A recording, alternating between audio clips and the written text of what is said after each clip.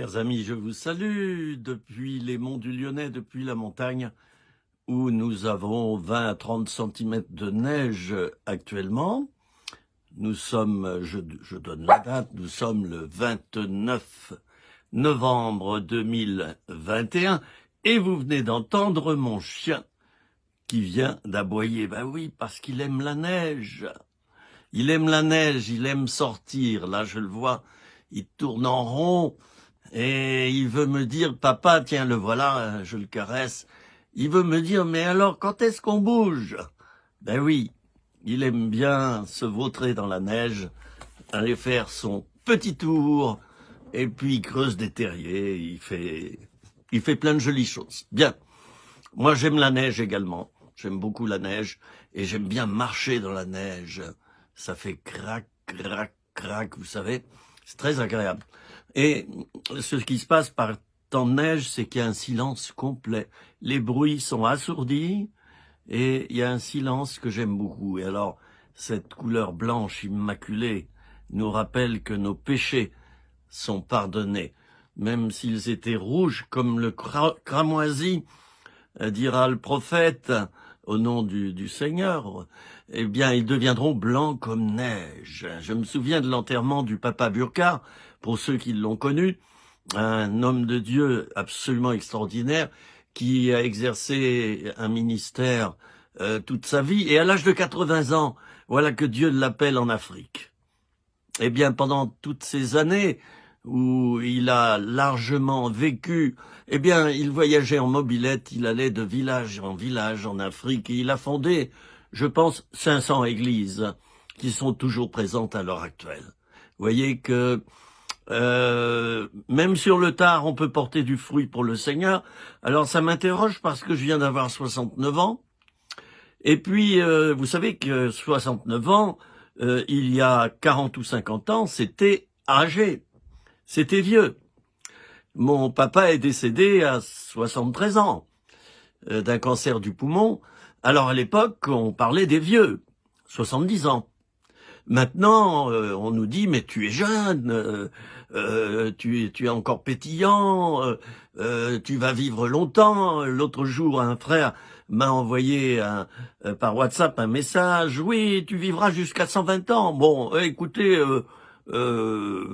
personnellement, je pense que je n'aimerais pas trop parce qu'à 120 ans, on est un petit peu, j'allais dire, confit, hein, pour rester poli et sobre. Mais en tout cas, il est certain que je pense que j'ai encore plusieurs dizaines d'années de ministère devant moi, si Dieu me prête vie encore sur cette terre, parce que de toute manière, j'ai la vie éternelle. Je ne sais pas pour vous. Vous savez que la vie éternelle, elle ne démarrera pas à notre mort pour ceux qui l'ont obtenue par grâce et qui se sont donnés au Seigneur et qui sont nés de nouveau. La vie éternelle commence à partir du jour de notre conversion réelle à Jésus-Christ. Notre vie ne s'arrêtera plus. C'est pas beau ça? Elle ne s'arrêtera plus. Alors, j'entends des chrétiens qui me disent « Oh, j'espère avoir la vie éternelle, j'espère que Dieu me sauvera, j'espère que j'irai au paradis, j'espère que la parole de Dieu dit vrai. » Mon ami,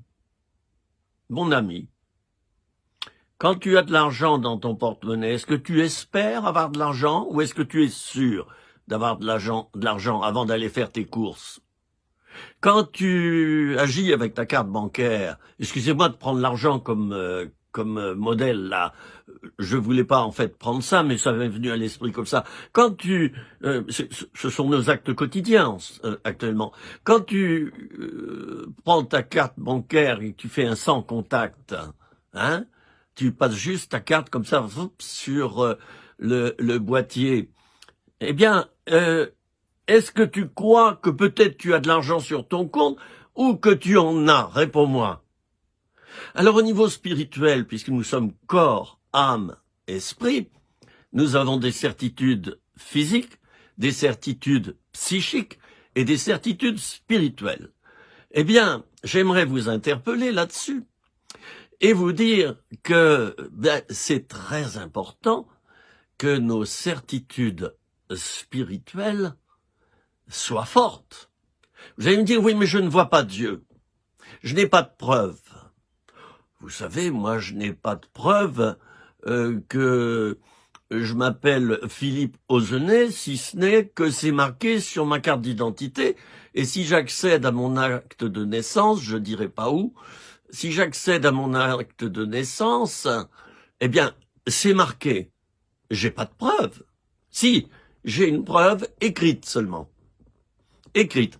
Du jour de ma naissance, bref, de ma date de naissance en Afrique, quand tu demandes à quelqu'un son âge, bien souvent, il ne sait pas te répondre parce qu'il ne sait pas exactement quelle est sa date de naissance. Ça apparaît, été retranscrit sur un registre. Alors moi, j'ai un registre par rapport à ma vie spirituelle, chers amis, et il est là. Et c'est Victor Hugo qui disait « Une Bible par chaumière ». Un sacré homme, celui-là. Si vous relisez ses discours, si vous relisez tout ce qu'il a écrit sur la société, et qui est encore valable de nos jours, c'était vraiment un visionnaire, Victor Hugo. D'ailleurs, c'est lui qui a eu vraiment ce culot, ce courage de réhabiliter Notre-Dame de Paris à une période où on pensait même détruire la cathédrale, voyez. Eh bien, lui était un partisan de laisser cette cathédrale telle qu'elle, et même de l'honorer, de la transformer, de la restaurer. Et il a bien fait. Il y en a qui me diront, oui, c'est des vieilles pierres, ça sert à rien. Bon ben, moi, à cela, je dirais, ben oui, chez toi, il y a des vieilles pierres, il y a des murs, hein, dans ta maison. Bon ben écoute, puisque ce sont des vieilles pierres, mais je t'en prie, et allez, va prendre une masse, et puis, il fait moins 2 degrés, hein, casse tes murs, là. Hein, chrétien évangélique qui dit que c'est des vieilles pierres, c'est des cathédrales. Eh oui, certains ont donné toute leur vie pour honorer Dieu, et à l'époque, honorer Dieu, c'était quoi? C'était bâtir des cathédrales en son honneur, à sa gloire. Vous allez me dire, il y a eu les indulgences. Eh bien, Martin Luther s'en est occupé bien comme il faut. Ça lui a coûté sa place dans l'Église catholique et il a bien fait. Il a bien fait. Il a dénoncé le péché. On ne vend pas le pardon de Dieu. On ne vend pas une guérison divine. D'accord? Oh, j'aurais beaucoup de choses à vous dire maintenant. Beaucoup. Mais je vais essayer de me résumer quand même. Hein? Parce que sinon, on serait encore là dans 3 heures. Parce que quand je commence à parler, moi, ça ne finit jamais. Je ne prends jamais de notes quand je fais ces vidéos. J'ai juste ma Bible ouverte, vous voyez, ici, là. Hein? Voilà. Ma Bible, elle est ouverte. C'est tout. Pas de notes. Vous savez pourquoi j'ai pas de notes? Tout simplement parce que les notes sont à l'intérieur. Je ne dis pas que ceux qui prêchent en ayant des notes, leur Bible n'est pas à l'intérieur d'eux-mêmes. Et je ne dis pas que ce n'est pas du vécu. Non, absolument pas. N'interprétez pas mal mes paroles. Mais en ce qui me concerne, j'ai la Bible à l'intérieur de moi, je l'ai lue plusieurs fois et surtout, je la vis, j'essaie de la vivre au quotidien, chaque jour. Multiplié par 365 jours, eh bien mon nombre d'années, 69, et vous verrez les expériences que j'ai fait avec le Seigneur. Je me suis converti à l'âge de 20 ans, alors on va retirer 20. Ça fait 49 ans que je connais le Seigneur Jésus et que je marche avec lui tous les jours, je prie, je lis la parole, et voyez-vous, chaque jour qui passe me montre que j'avais raison de croire en Jésus, et que tout ce qui est marqué dans ce livre est en train de s'accomplir. La foi, c'est un risque. On ne voit pas ce en quoi on croit et celui en qui l'on croit. Mais il y a quantité de choses que nous ne voyons pas, mais en qui ou en quoi nous croyons quand même. Par exemple, l'air que je respire. Je ne l'ai jamais vu, mais je le sens quand il y a du vent. Et puis surtout, quand je l'aspire, vous voyez, ça fait du bruit. Hein? Et si je manque d'air, je m'étouffe. si j'ai pas d'oxygène dans l'air, s'il y a un air vicié, quelqu'un qui fume le cigare sans arrêt, moi j'arrive pas à rester à côté de lui, ça empeste. Bon, c'est comme ça.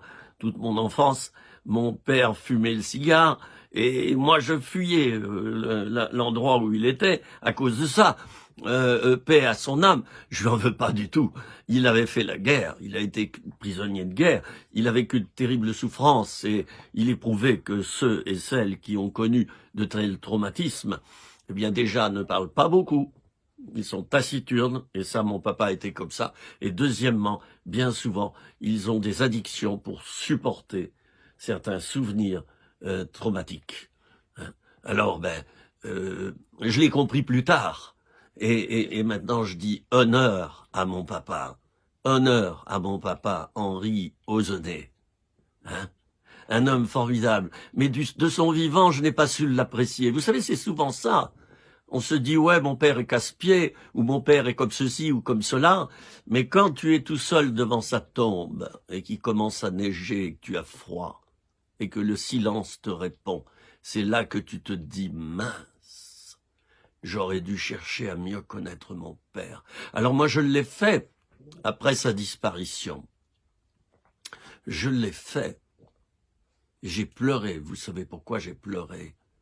Parce que je me suis aperçu que j'avais pas pris assez de temps avec lui pour apprendre à le connaître et surtout à percer le secret de son esprit taciturne. Derrière, il y avait un homme blessé qui avait vu des scènes de mort probablement terribles sous le règne de quelqu'un que je ne nommerai pas ici parce que je serais censuré. Si je prononçais son mot, bah oui, à l'heure actuelle, vous savez, c'est la liberté de penser, hein. Vous pouvez dire tout ce que vous voulez à l'antenne, hein. Mais certains mots, faut plus les prononcer. Et puis, il faut renier l'histoire, il faut renier son identité, il faut renier sa pensée à l'heure actuelle. Il vaut mieux, parce que si tu ne le fais pas, et si tu es intelligent, on va te priver de quantité de choses dans cette société. Je m'arrête là. Je m'arrête là pour vous parler d'un thème qui a mijoté en moi depuis une semaine, même 2 semaines. Ça a infusé. Je voudrais vous parler des 2 croix. C'est le thème de mon intervention de maintenant. Les 2 croix, vous allez me dire, mais non, il n'y en a eu qu'une, celle de Jésus-Christ. Et parce qu'il est mort sur la croix et ressuscité le 3e jour, je suis mort et ressuscité avec lui. J'ai la guérison, le pardon de mes péchés, et tout va mieux. Oui, ça, hein, c'est la première croix, celle de Jésus, la plus grande. Je dirais que, en acceptant de monter sur la croix, Jésus a fait là son plus grand miracle. Son plus grand miracle. L'acte le plus puissant du ministère de Jésus s'est accompli dans le silence le plus complet, dans l'ignorance la plus totale vis-à-vis des hommes. C'est un acte caché, il y avait très peu de monde qui a pu être un témoin visuel de la croix de Golgotha. Cependant, au moment où ça s'est produit, les ténèbres ont couvert toute la terre, nous disent les textes. Et il y eut des tremblements de terre et des morts ressuscitèrent. Quelle puissance! Quand je pense qu'il y en a qui accordent une première importance à la guérison divine, lui accorder de l'importance, c'est bien, je le fais aussi, mais ils mettent ça en avant à l'heure actuelle. Il n'y a que ça qui compte. Être guéri, être guéri, être guéri.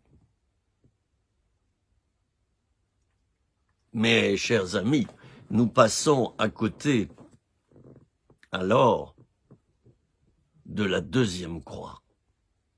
Oui, la deuxième croix. Je vais vous parler de la deuxième croix.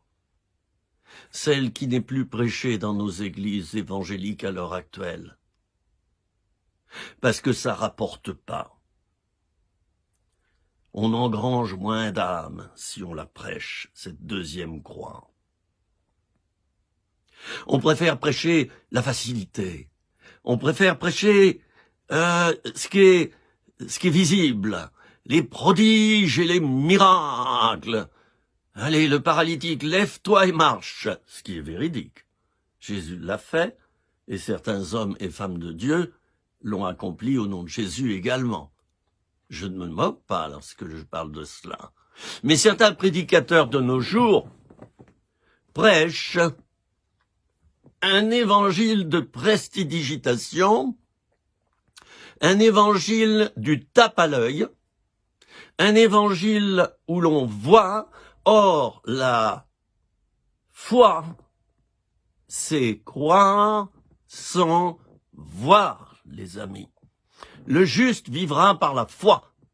Si Dieu te conduit sur des voies où tu ne vois plus rien, tu n'entends plus rien, tu ne sens plus rien, alors, c'est bien.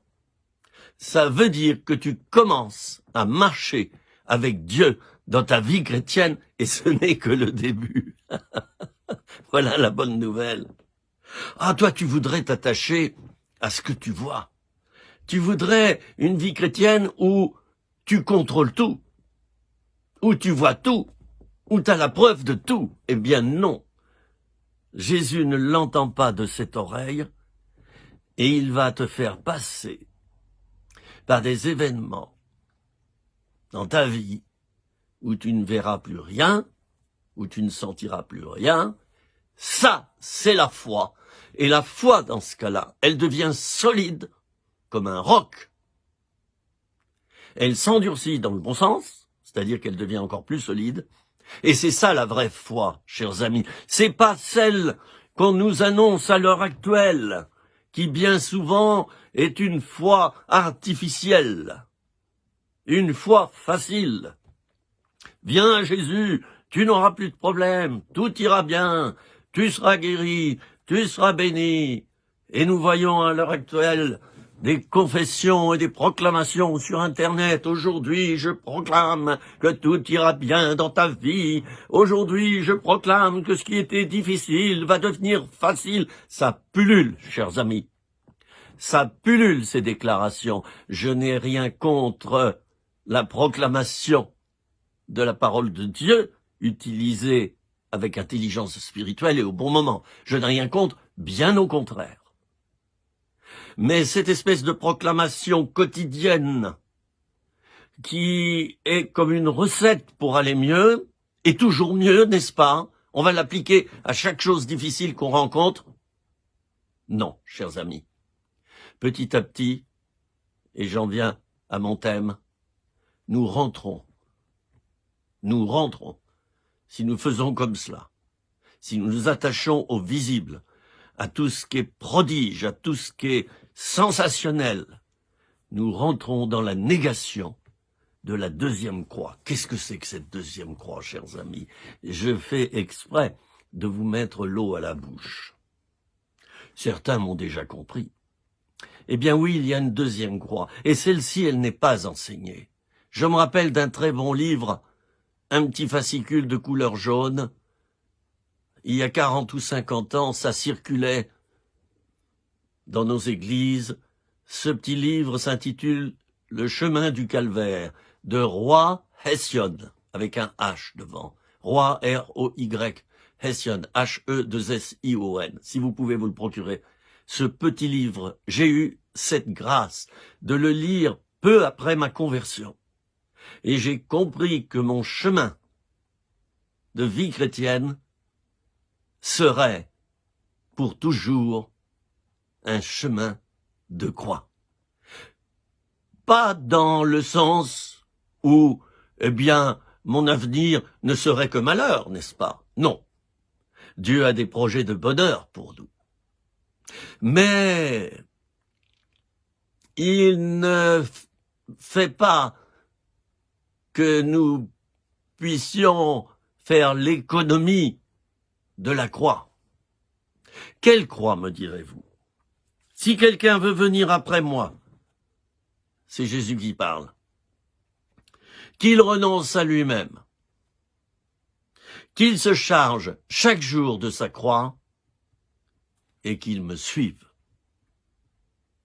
Voilà la deuxième croix. Voilà celle qui n'est plus prêchée. J'aimerais vous lire en complément un verset.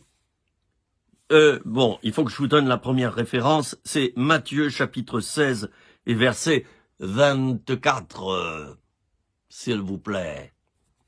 Et nous allons maintenant dans l'évangile de Jean, au chapitre 12 et au verset 24. En vérité,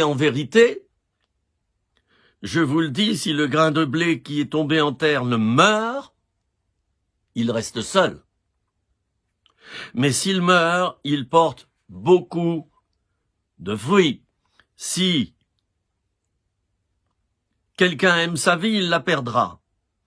Mais celui qui est sa vie dans ce monde la conservera pour la vie éternelle. Chers amis, il nous est parlé ici de mort à nous-mêmes. Voilà ce qui n'est plus enseigné. Il y a une ambiance de miracle, une ambiance de louange, une ambiance de joie, une ambiance d'enthousiasme, où on se porte les uns les autres, on est dans l'émotionnel, on est au théâtre, et sur la scène ça bouge, il y a l'orchestre, et puis il y a des drapeaux, et puis on danse, et on tape dans les mains. Et c'est merveilleux, j'ai assisté à une réunion merveilleuse, elle était magnifique, alléluia, amen. Tu rentres chez toi, tu vis ta semaine seul. On ne te visitera pas, parce que maintenant c'est démodé. On ne t'encouragera pas, on ne te téléphonera pas. Tu auras des gros problèmes. Si jamais c'est un divorce, alors ôte-toi de mon chemin, lépreux. Si jamais tu as commis un péché grave, ôte-toi de mon chemin, pécheur. Et on va sonner de la cloche pour avertir l'assemblée que celui-là, il a commis un gros péché. Honte à lui, il ne me mettra plus les pieds dans notre assemblée de croyants.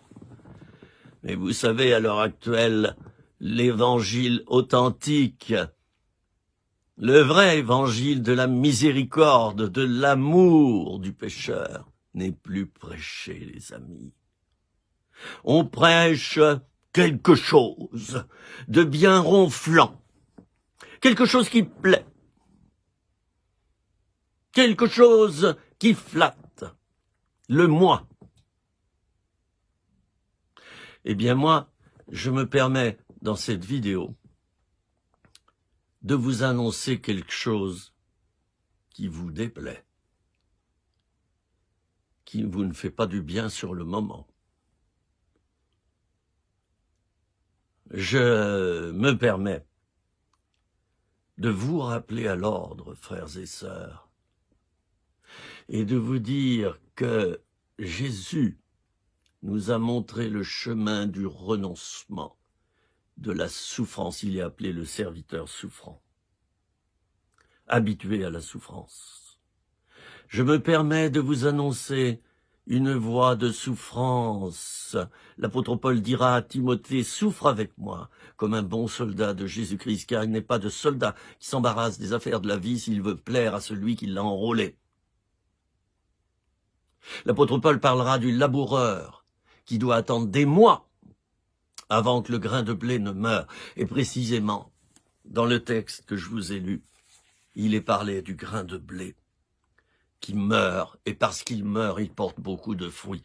J'entends certains chrétiens qui me disent « Mais comment tu fais, toi? Tu vois des conversions, tu vois des miracles, tu vois plein de choses. Chaque fois que tu sors, il y a un événement qui se produit. Où que tu ailles, il y a quelque chose qui se passe. » Mais oui. Mais le reste du temps, je suis seul en prière, en communion avec le Seigneur. J'ai renoncé à moi-même. Je vais vous parler de cette deuxième croix, chers amis.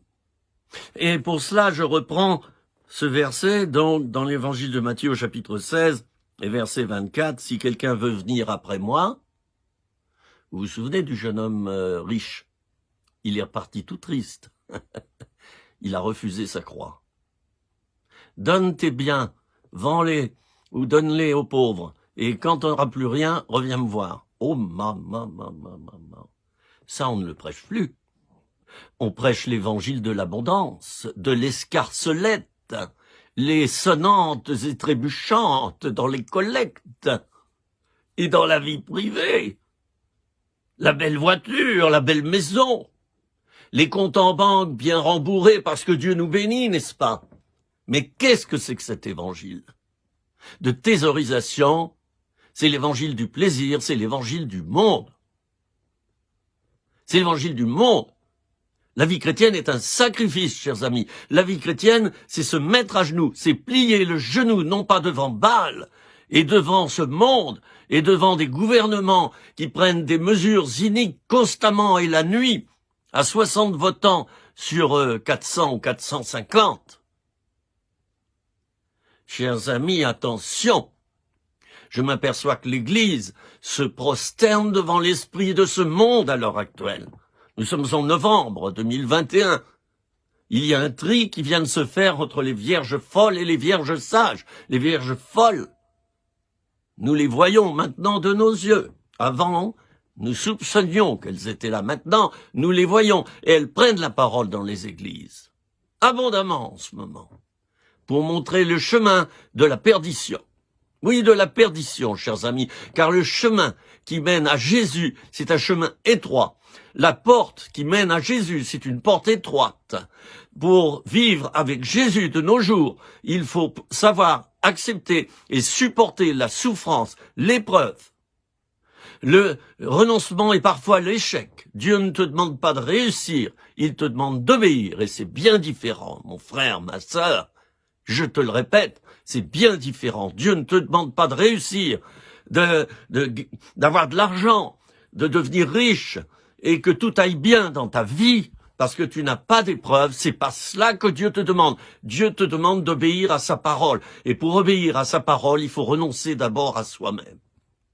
Si quelqu'un veut venir après moi, dit Jésus, 1, qu'il renonce à lui-même, 2, qu'il se charge chaque jour de sa croix, et 3, qu'il me suive. 3 actes successifs que je vais un peu dépioter avec vous, que je vais un petit peu expliquer, parce que beaucoup de chrétiens n'ont pas compris ce qu'est la vie chrétienne. Oh oui, ils s'appuient sur la résurrection, sur les miracles, sur le plaisir spirituel. Ah oui, vous les verrez dans les grandes réunions. Oui, vous les verrez.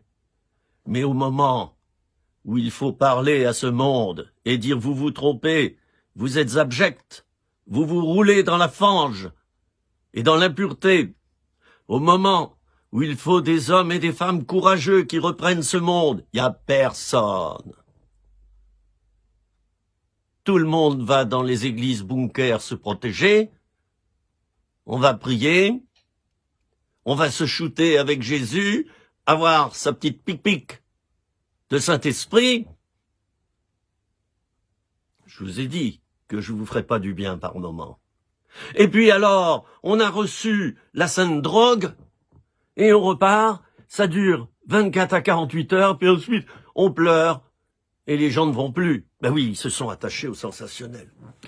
3 actions successives, chers amis, et cette vidéo, je vais la classer dans les vidéos importantes sur mon compte YouTube. Vous savez, vous avez 150 vidéos de mes enseignements gratuitement, je le précise.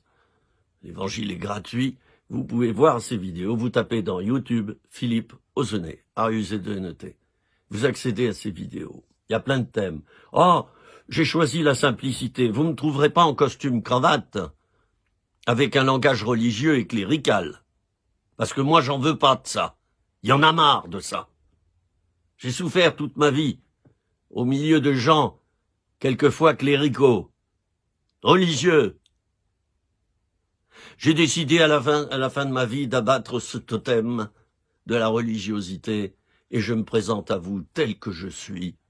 Mes vidéos, vous les retrouverez quand je suis dans la nature, quand je promène mon chien aboie. C'est la simplicité et c'est ce que les chrétiens cherchent de nos jours. Les chrétiens qui ont faim et soif de Dieu et qui veulent avancer sont à la recherche du vrai, de l'authentique, et ils sont à la recherche du vrai évangile. Eh bien moi je vais vous l'annoncer, le vrai évangile. 3 actes dans lesquels nous devons nous tenir chaque jour. Premièrement, renoncer à soi-même. C'est un acte qui sous-entend la souffrance. Renoncer à soi-même, on n'aime pas ça. Qu'est-ce que c'est le renoncement? Ben, c'est renoncer au péché, donc au plaisir, sur le moment. Parce que le plaisir, on l'a après, quand on obéit à Dieu, mais pas sur le moment. Au contraire, on a la souffrance. Alors, renoncer au péché, renoncer à notre volonté, et même à notre volonté spirituelle, je l'ai dit dans la précédente vidéo, en tant que chrétien, nous avons 2 volontés. Une volonté charnelle, nous savons lui dire non, bien souvent. Mais nous avons une volonté spirituelle également. Bien souvent, nous ne lui disons pas non. Ben oui, nous nous bâtissons Dieu à notre image. Nous nous fabriquons Dieu et une volonté bien biblique, bien spirituelle. Voilà. Le mercredi, étude biblique. Le dimanche, un bon culte. Le dimanche après-midi, on va évangéliser les convertis pour qu'ils se reconvertissent. Et puis, ben voilà, j'ai pris un jour mon baptême d'eau. Et puis, moi j'aime mon pasteur. Et puis j'aime mon église.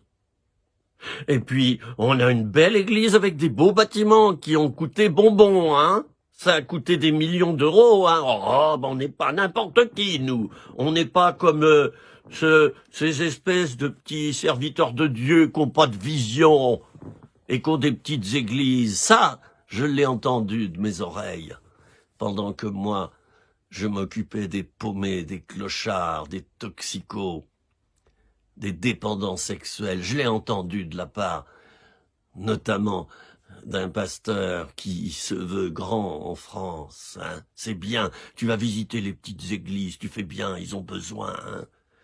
Hein. Sous-entendu, nous, on a tout, quoi. Hein. Oui. Ces serviteurs de Dieu, à qui je n'en veux pas du tout d'ailleurs, je leur en ai voulu pendant un temps et ça se sentait. Je leur en veux pas parce que j'ai compris leur fonctionnement maintenant et je les bénis. Je les bénis. Ils ont beaucoup encore à apprendre. Ces serviteurs de Dieu qui brûlaient mon chemin après mon passage. Non, n'aie pas d'entretien, vite, Philippe Osnet, etc. Oh, j'ai connu ça. Maintenant, vous savez quoi? J'en ris, mais surtout j'en pleure. J'en pleure, quelquefois. Je leur en veux pas. Je me dis, mais ils n'ont rien compris.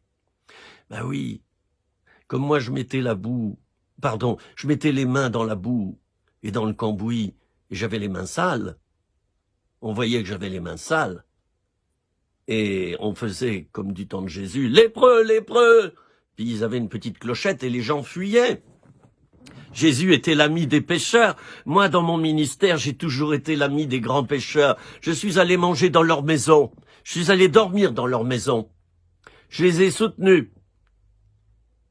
Je leur ai apporté la parole. J'ai vu de grandes choses se passer, se produire. C'est ça, l'évangile. Bon, alors le renoncement. Renoncer à sa volonté.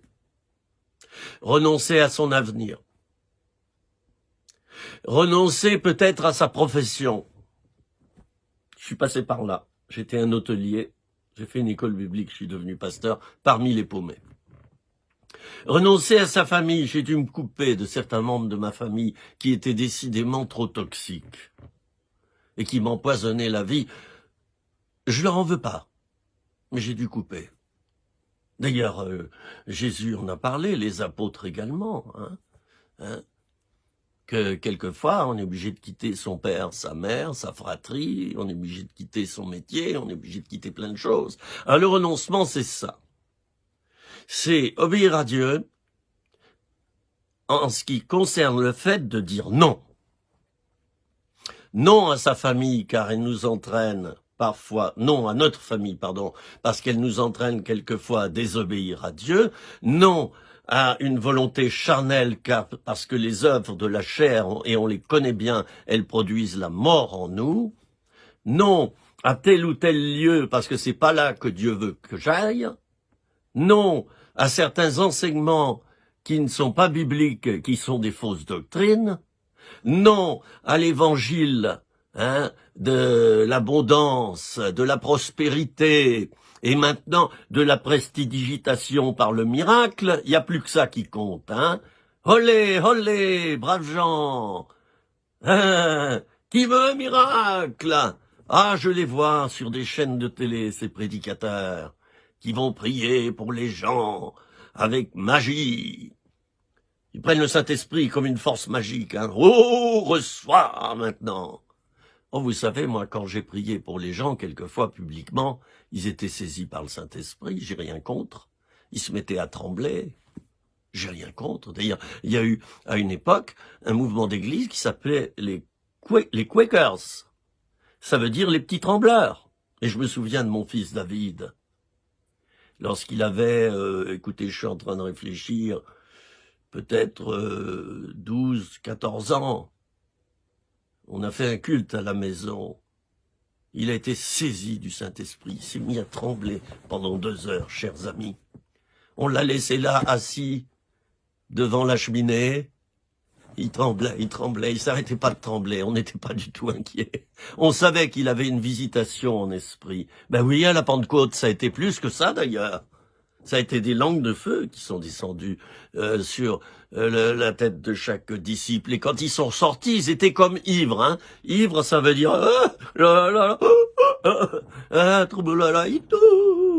Ils étaient comme ivres. Oui, j'ai vu chez certains de mes enfants des signes de la présence de Dieu qui étaient contraires à mon raisonnement.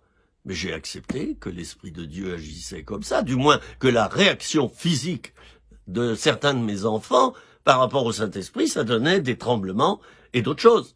C'est pas le Saint-Esprit qui fait ça, c'est le corps et l'âme qui réagissent à la présence forte et puissante du Saint-Esprit au point qu'il y a des phénomènes physiques qui se produisent. J'espère que vous m'aurez bien compris. Renoncer. Je renonce. Je renonce. J'ai envie d'acheter une maison, mais Dieu me dit non. Non. Non. Tu vas louer un appartement. J'aurais voulu vivre à Reims. Non, Dieu me montre que c'est à Caen que je vais devoir vivre. J'aurais voulu aller plutôt dans une église comme ceci ou comme cela, et voilà que Dieu me conduit dans une autre église qui ne pense pas comme moi.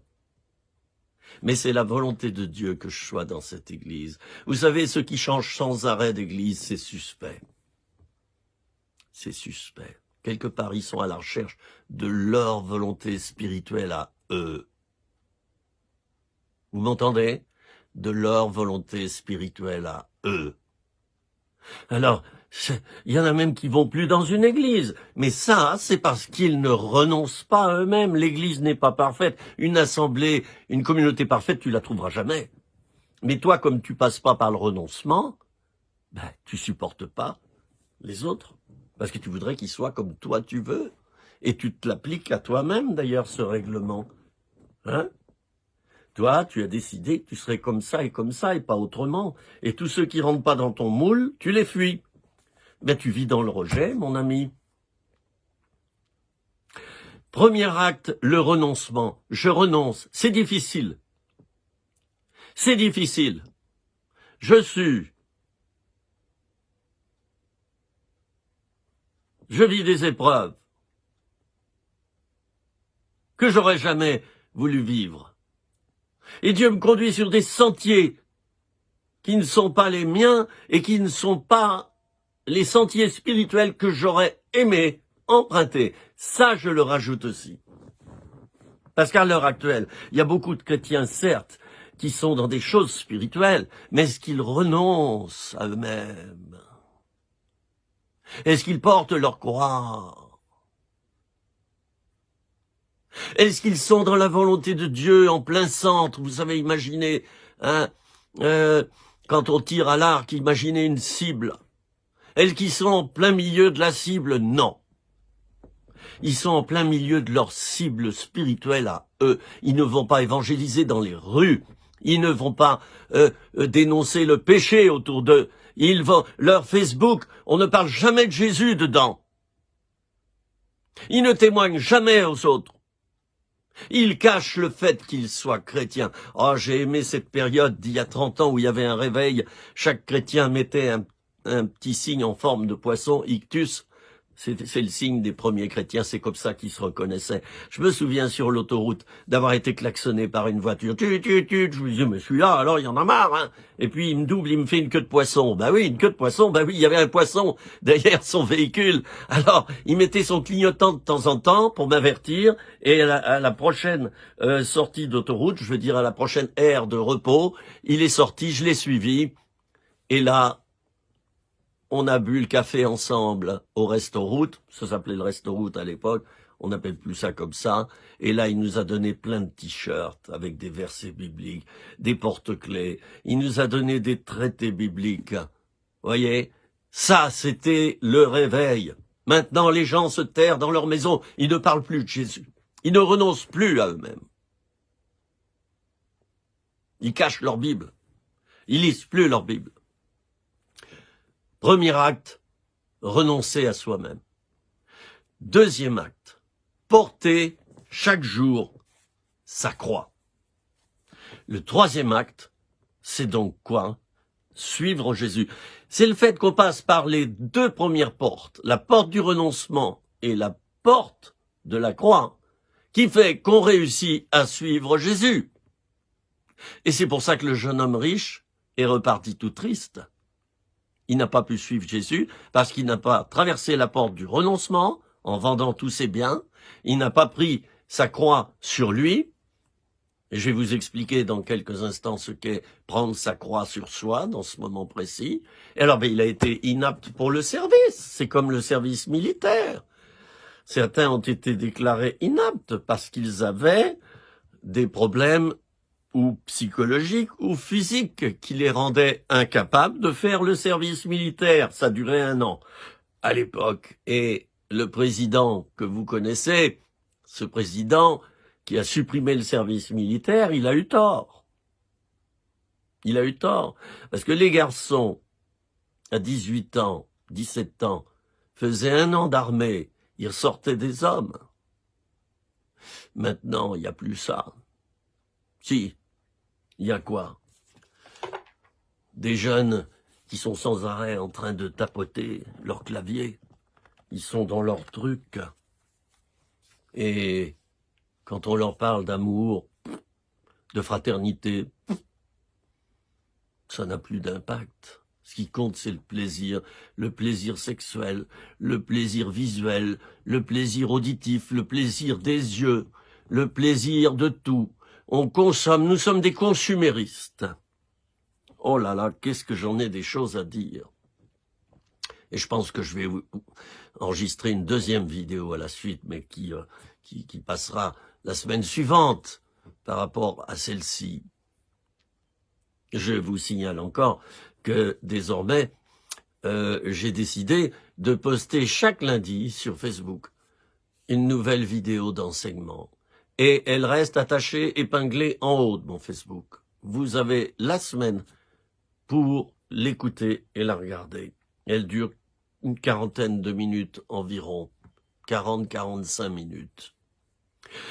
Je vous propose de continuer cet enseignement dans une semaine où je vais développer ce thème de la deuxième croix. Là, je n'ai fait que resituer les choses. Si tu veux être apte à suivre Jésus, il te faut passer par le renoncement et la croix chaque jour. Les bases sont posées. Je vais vous expliquer dans la vidéo suivante, la semaine prochaine, alors ne la manquez pas, ce que c'est que porter sa croix chaque jour.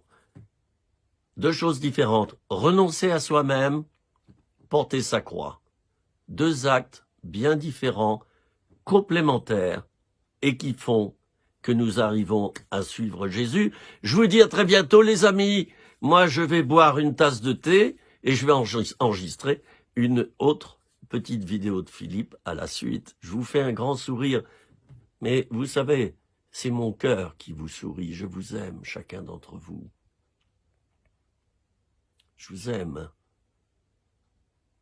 Et c'est à l'amour qu'on verra que nous sommes chrétiens. L'amour de Dieu. Dieu a tant aimé le monde qu'il a donné son Fils unique, afin que quiconque croit en lui ne périsse pas, mais qu'il ait la vie éternelle. Jean 3,16. Vous savez, la Bible, elle est dans mon cœur et elle est dans ma tête. Est-ce que c'est ton cas? Tu es chrétien, mais quelle sorte de chrétien es-tu? Voilà, je vous ai secoué comme des sacs à patates, c'est ma spécialité. Je peux pas m'empêcher. Mais vous savez, je vous secoue, mais avant, j'ai secoué mon sac à patates également. Et je me suis secoué, d'accord? Ce qui est pour vous, c'est pour moi d'abord. Hein? Ne faites pas comme les politiques qui disent et ne font pas. Puis, quelques années plus tard, vous découvrez le poteau rose. Ce qui est le cas, à l'heure actuelle, de la plupart de nos grands politiciens français. C'est bien malheureux, parce que le monde est en train de se perdre totalement. Il est parti à la dérive. Seigneur, merci pour cette vidéo. Bénis chaque frère, chaque sœur en Christ qui l'a regardé maintenant. Et même si quelqu'un ne connaît pas le Seigneur Jésus, eh bien, révèle-toi dans sa vie maintenant, Seigneur. Je bénis chaque personne qui a vu, écouté cette vidéo avec attention, qui a pris le temps, alors chapeau, de s'installer, de se poser et d'écouter pour s'informer et être enseigné. Soyez bénis, chers amis. Je me rapproche de la caméra et surtout du viseur. Vous voyez, j'ai tendance à regarder un petit peu à côté. C'est mon défaut. Alors là, je vous regarde dans les yeux. Hein, je regarde, il y a un petit point vert sur mon téléphone. C'est là que je dois regarder. Hein? Je t'aime, toi. Toi, oui, toi. Et Dieu t'aime. Le Seigneur t'aime. Il est mort pour toi. Non seulement pour que tu le connaisses et que tu te convertisses, mais pour que tes péchés en tant que chrétien soient pardonnés, et cela jusqu'à ta mort, dans la mesure où tu te repens. C'est inclus dans le lot, d'accord? Alors commence pas à t'auto-accuser et te culpabiliser. Ah, je t'aime, petite crevette. Je t'aime, c'est la vérité. À bientôt, je vous dis à bientôt. Je suis content tellement de vous retrouver. À bientôt.